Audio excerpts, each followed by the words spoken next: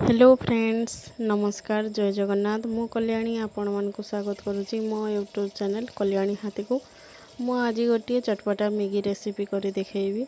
मुझे 5टी मैगी नहीं, गोटे मीडियम साइज रो टमाटो को चॉप कर नहीं, 2टी प्याज को मध्य चॉप कर नहीं, मैगी मसाला हाफ चामच, हल्दी गुंड हाफ चामच, चिकन मसाला हाफ चामच, लंका गुंड आ गोटे सुखिला लंका नहीं।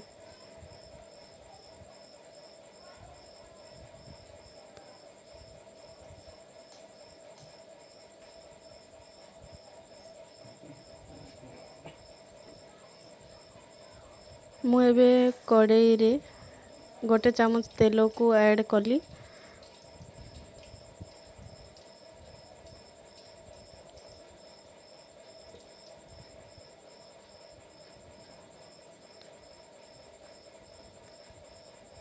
तेल आमर गरम हो गलानी। मु एबे हाफ चामच जीरा को ऐड करी।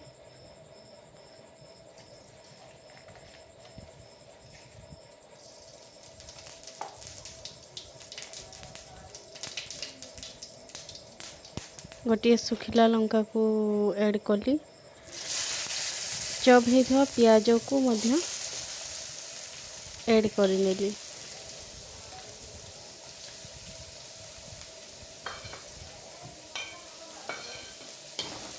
प्याज को हमें गोटे 2 मिनिट पे एमती फ्राए करवा।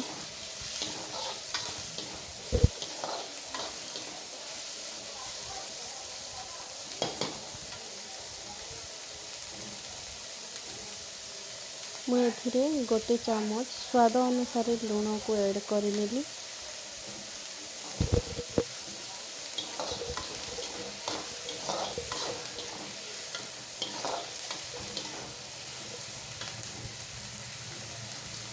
मीडियम फ्लेम रे हमें टिके प्याज को भाजी नेबा, बेसी हाई करबेनी।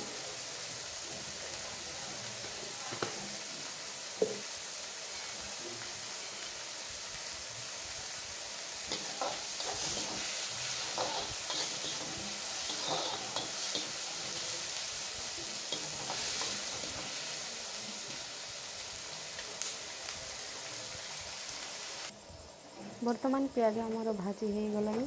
मुझे टमाटो को चॉप कर टमाटो को नेली।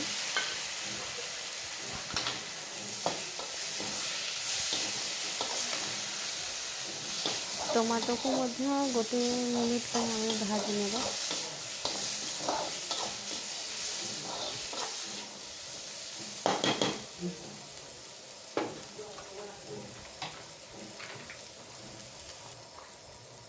टमाटो प्याज आमर रेडी हो गलानी।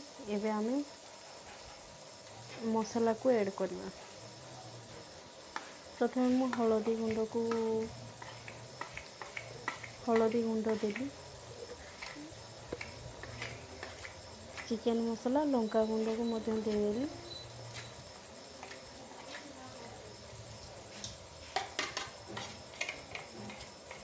और मैगी मसाला मध्य ऐड करिनेली। अल्प टिके पानी देके हमें मसाला को भाजवा।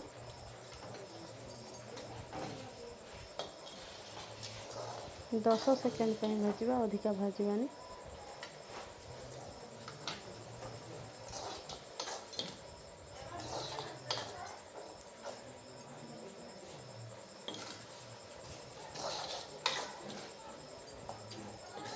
मसाला आमर एकदम रेडी हो गलानी।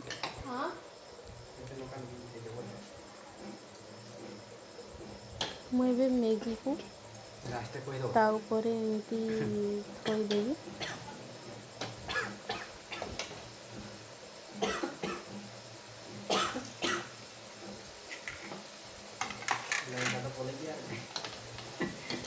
मसाला को एपट सेपट कर जहाँफल मैगी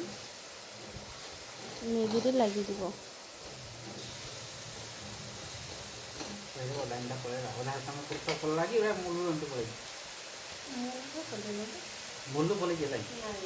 अल्प किसी पानी मुझे ऐड कली।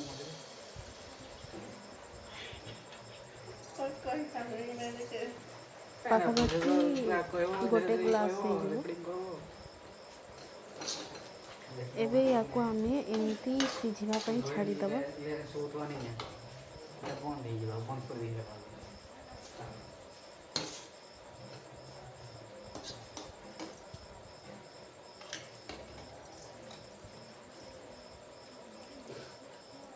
ଆଉ ଟିକିଏ ମୁଁ ପାଣି ଦେଇଦେଲି, ମୋତେ ଟିକେ କମ୍ ଲାଗିଲା ସେଥିପାଇଁ।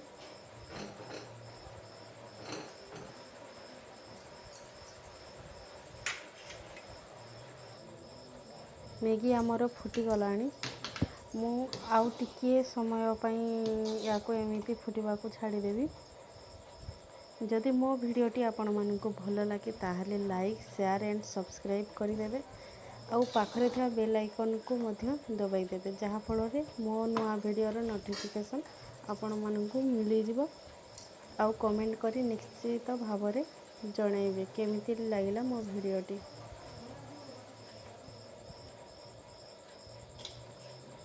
ମ୍ୟାଗି ଆମର ହେଇଗଲାଣି। ଏବେ ଗୋଟିଏ ପ୍ଲେଟ୍ରେ କାଢ଼ି ନେବା।